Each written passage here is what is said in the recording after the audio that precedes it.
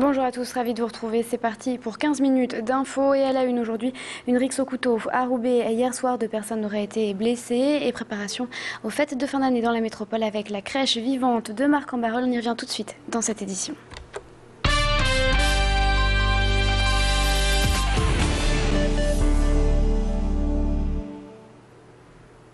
On en parlait donc dans les titres. Ce fait divers, rixe au couteau hier soir à Roubaix.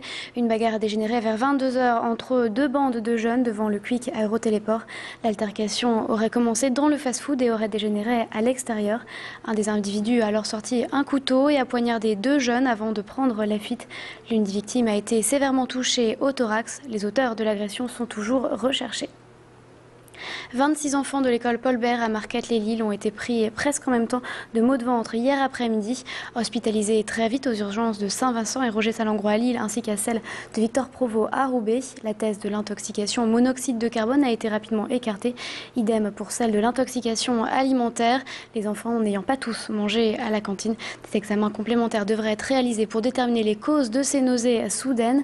La mairie de Marquette-les-Lilles parle de gastro subite avec un phénomène de mimétisme de la part des élèves. On revient également sur les manifestations. Ils étaient une centaine d'enseignants hier à Lille venus protester contre le projet de texte du gouvernement sur l'évaluation des professeurs. Dans ce dernier, ce sont les chefs d'établissement qui devront évaluer leurs enseignants. Les résultats de cette évaluation impacteraient les conditions de travail et les salaires. Les syndicats affirment que le chef d'établissement n'est pas apte à évaluer ses collègues. Écoutez ces propos recueillis par Macha Gruniesen. Dans le second degré, dans le public, on a déjà un double système d'évaluation par le chef d'établissement et par l'inspecteur. C'est-à-dire que l'inspecteur a le regard pédagogique, tandis que le chef d'établissement a un regard plus sur le fonctionnement au sein de l'équipe, etc. Donc voilà, il y a peut-être des choses à améliorer à ce niveau-là. Par contre, qu'on me dise que dans le privé, ça va mieux que dans le public, ça, j'y crois pas une minute. Je pense surtout qu'il y a une loi qui dit que dans le privé, on n'a pas intérêt à faire savoir que ça va mal, quoi.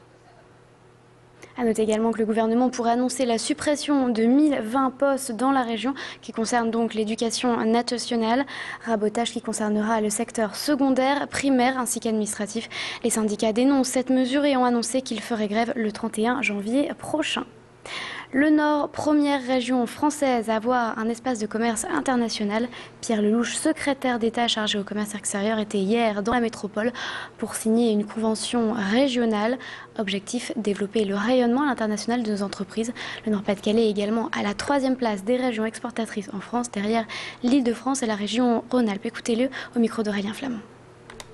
Les exportations sont concentrées sur un tout petit nombre d'entreprises. La moitié des exportations, c'est 35 entreprises. C'est largement insuffisant. Il y a beaucoup d'entreprises dans cette région. Il y en a 5000 qui travaillent à l'export. On doit faire beaucoup plus. Et c'est ce que fait cette charte. Les PME ont à y gagner ? Ah bah oui, parce que la croissance, elle est là-bas, monsieur. Elle est à 8-10% en Chine, en Inde, au Brésil. C'est là qu'est l'argent, c'est là qu'est l'emploi. C'est là qu'il faut aller chercher de nos emplois. Et regardez ces images, regardez, c'est assez impressionnant. Eh bien, toutes ces œuvres ne sont réalisées qu'avec du papier. Il s'expose sous toutes ses formes à la Maison Folie d'Hospice d'Avray à Tourcoing jusqu'au 12 février. Vous pourriez admirer les œuvres d'artistes internationaux comme Jacques Villeglé, Klimt ou encore Lotte Renninger. Avec eux, le papier devient affiche, mais aussi meuble, couette ou luminaire. Papier lacéré, peint, déchiré, découpé. Écoutez ces propos recueillis par Pierre Beauvillain. Il y a des œuvres qui sont dans les musées et puis il y a de l'art du quotidien, enfin je veux dire tricoter, tout le monde sait tricoter, découper des images, tout le monde sait découper des images, faire du plissage, etc. Enfin, c'était à la fois cette forme muséale, si j'ai envie de dire. Il y a des œuvres de Villeglé, mais juste en face il y a la cabane du lacérateur anonyme de Dimitri Vazemski, où là on est dans une autre forme artistique également. La métropole à l'heure des fêtes de fin d'année. Pour beaucoup de familles, Noël, c'est aussi la nativité avec la crèche et l'histoire de la naissance de Jésus. Et depuis 7 ans, à Marc-en-Barœul, cette histoire se vit grandeur nature. Le 17 décembre, vous pourrez découvrir à l'hippodrome une crèche vivante avec le spectacle Nativité, opéra urbain mis en scène par Eric Timmerman et Lara Coé. Hier soir avait lieu la répétition générale pour la centaine de comédiens amateurs et bénévoles investis dans ce projet. Nos journalistes étaient sur place. Écoutez. Ça fait partie aussi d'un but, parce qu'on fait ça bien sûr bénévolement, mais aussi dans la conscience de faire un joli spectacle pour le public. C'est une communion entre des personnes de différents horizons. L'ambiance est très bonne et ça permet de revivre un peu ce qui se passait il y a 2000 ans. Il y a des acrobaties, il y a nous qui sont les anges, et c'est drôle parce que quand on marche, nos capes d'anges, elles volent. Et une belle action de la police de la région. Hier, ils sont venus remettre à l'association Ludopitiale des cadeaux collectés pour les enfants hospitalisés.